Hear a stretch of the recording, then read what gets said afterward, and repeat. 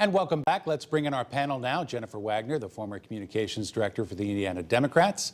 Mike Murphy, former Republican state representative. Robin Winston, former Indiana Democratic Party chair. And Tony Samuel, the 2016 vice chair of the Indiana Trump campaign. Thank you, everybody, for joining us today. Let's start with the mask mandate. Jennifer, I'll start with you. Cases are up in Indiana. Is it too soon whether to say that the governor made a mistake in going with a mask advisory and not the mask mandate?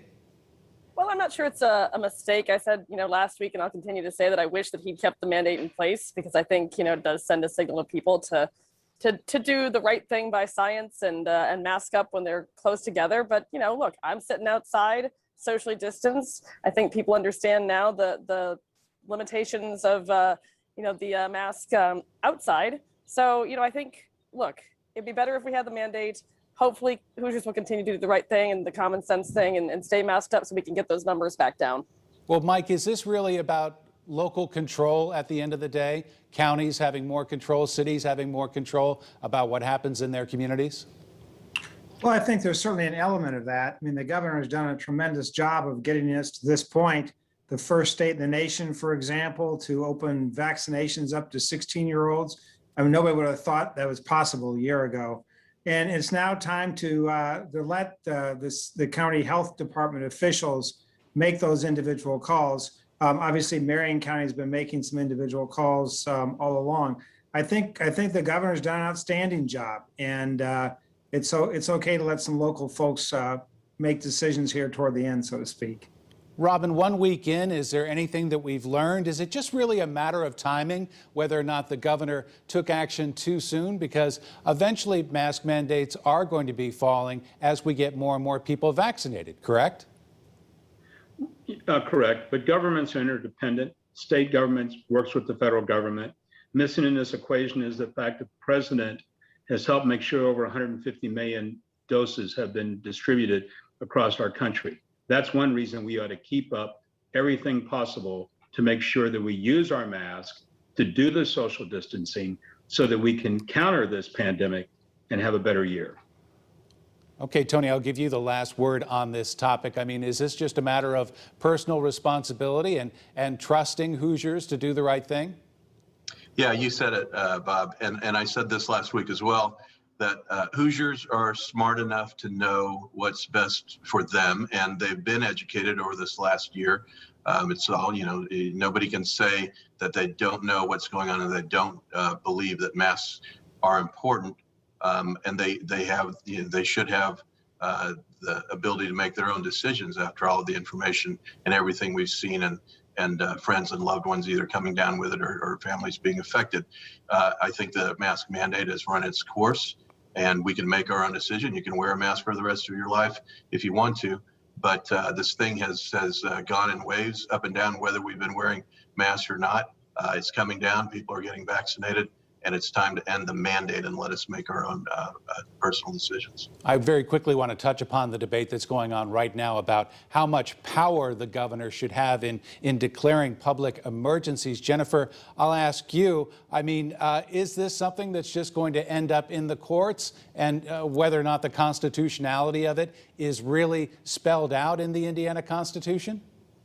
Yeah, Bob, I don't often use my law degree. It sits in the garage, but this one's kind of a no-brainer that it's going to wind up in the courts. I think the legislature's once again doing a bit of an overreach this session. I think you even saw, former gubernatorial candidate John Gregg, former House Speaker John Gregg, come out this week and agree with the governor that this is too much. It's the legislature needs to stay in the legislature's lane and let the governor do the executive branch functions, especially in times of an emergency.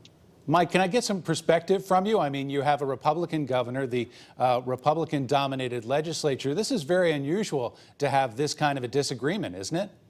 I haven't seen it in 40 years. When legislators have challenged previous governors, Doc Bowen in 1973, for example, on the property tax reform, he kept a roll call of that vote in his desk. And every time a legislator came to ask him for a favor, he'd pull out the roll call and see how they voted. The bottom line is the legislators, and I was one for some time, are important from January to the end of April. And after that, they go home and resume their lives, and the governor's still there. the governor always wins. And I think the legislature is way overreaching in what they know is clearly an unconstitutional measure. And I think the aftermath for legislators will frankly not be pretty. President Biden is taking executive action to curb gun violence. This comes after multiple mass shootings in recent weeks. The president's directives call on the Department of Justice to ban stabilizing braces and pistols and stopping ghost guns. My job, the job of any president, is to protect the American people. Whether Congress acts or not, I'm going to use all the resources at my disposal as president to keep the American people safe from gun violence. For conservatives, people like me that believe that you get into areas like that, you start cascading into broader restrictions on law-abiding citizens. These actions are limited and will likely see legal opposition from gun rights advocates. Robin Winston, I'll bring you into the conversation. What is your reaction? These moves are fairly modest. Well, the president is trying to stake out a claim that, we don't need to have a proliferation of ghost guns, which law enforcement is against also. And we need to really work on background checks and trying to make sure that we don't have a proliferation of guns on the street. I still never understood why someone needs an AR-15 in an urban area or an M4. And those have been used to wreak havoc in the workplace, in shopping centers, in offices, and even in homes. The president's on the right track, and I believe the American people believe he's on the right track on this one. Tony, there's going to be opposition to even these executive orders, even if they are limited. Yeah, there is, and I'm not sure if he'll be successful, but it's a start for him. And they're going to, like Senator Braun was saying, they're going to try to take away more and more of chip away at the Second Amendment. We have to protect our Second Amendment rights. Nobody wants to see gun violence, but we have to enforce the laws that are on the books. We have to do what we can to educate folks. We have to stop illegal guns from coming into this country. There's a whole host of things that we need to do. We need to support law enforcement. People have the right to carry guns, and with this pandemic and the riots that we saw throughout all cities throughout the country, cities and small towns, you saw an increase in folks buying guns, and there's a reason for that, because they know that they have the right and need that right to protect themselves.